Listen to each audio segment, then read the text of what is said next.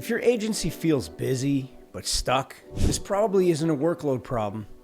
And it's not that you need better time management either. It's not that you're lazy, and it's not that your business is just too complex. What's really happening is this. Your time is getting eaten up by work that feels urgent, but quietly stops your agency from growing. Most agency owners think burnout comes from too many clients, but in reality, burnout comes from spending years doing the wrong type of work at the wrong level. So in this video, I want to show you why agencies get buried in what I call sand, what that actually looks like day to day, and the simple framework leaders use to get out without working more hours or hiring a bunch of people. Let me give you a simple picture. Imagine all the time you have in a week is a glass jar. That's it. That's your capacity. Now next to the jar, you've got three things: rocks, pebbles, and sand. The rocks are the big things, the few decisions and actions that actually move the business forward.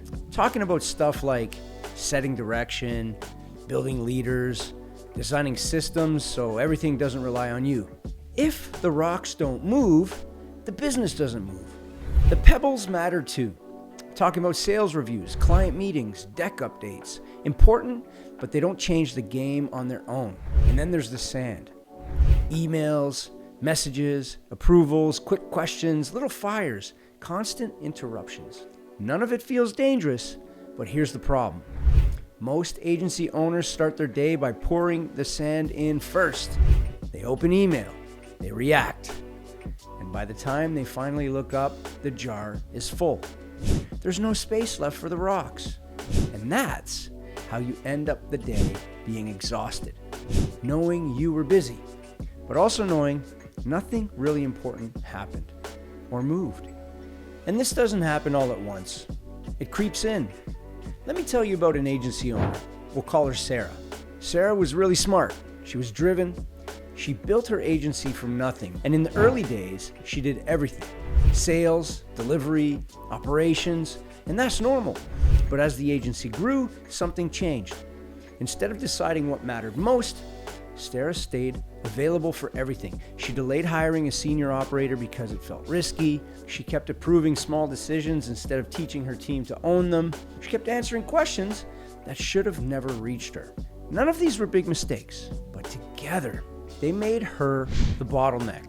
Her days were full of urgent stuff, client tweaks, internal approvals, system issues that were never fully fixed. Meanwhile, the work that would actually change the agency, building leadership, redesigning delivery, setting direction, kept getting pushed to later.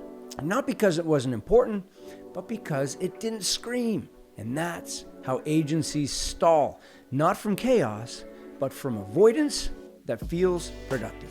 Here's the uncomfortable part. You're not buried because of sand. Sand will always exist. You're buried because leadership hasn't been turned into behavior yet. Leadership isn't a mindset. It's not motivation, and it's definitely not being involved in everything. Leadership is deciding what matters, who owns it, and when it gets done. Most stalled agencies don't have a workload problem. They have a decision bottleneck at the top. The founder is still operating like a high-level doer instead of the architect of the business. And businesses don't scale through effort. They scale through clarity. The shift is simple, but it's not easy. Your value doesn't come from doing more. It comes from deciding better. So how do you fix this? You start by figuring out what your rocks actually are. So run every task through two questions. First, impact. Does this directly affect revenue, retention, leadership, or scale? If not, it's not a rock. Second, uniqueness. Are you truly the only person who can do this? Not the best, not the fastest. The only person? For most agency owners, real rocks fall into four areas: setting direction, managing key relationships, hiring and developing leaders, and designing systems that remove dependency on you. If someone else could be trained to handle it, it should not own your calendar. Once you know your rocks, the rest gets simpler. Start with 3 to 7 quarterly rocks. More than that means you don't have priorities. Make them outcomes, not vague activities. Then break them into clear milestones. Who owns what, by when, and then, this part matters, block time in your calendar for your rocks first. If your calendar doesn't reflect your priorities aren't real. And once that time is protected, everything else can fill in around it. Batch the sand, contain it, stop letting it interrupt deep work. Look, you can't eliminate sand, but you can control it. And that control comes from systems, templates, clear ownership, documented processes. Your agency shouldn't rely on you remembering things or saving situations. Every week, ask yourself, what actually moved the business forward? What did I touch that shouldn't need me next week? Where did urgency steal time from something important?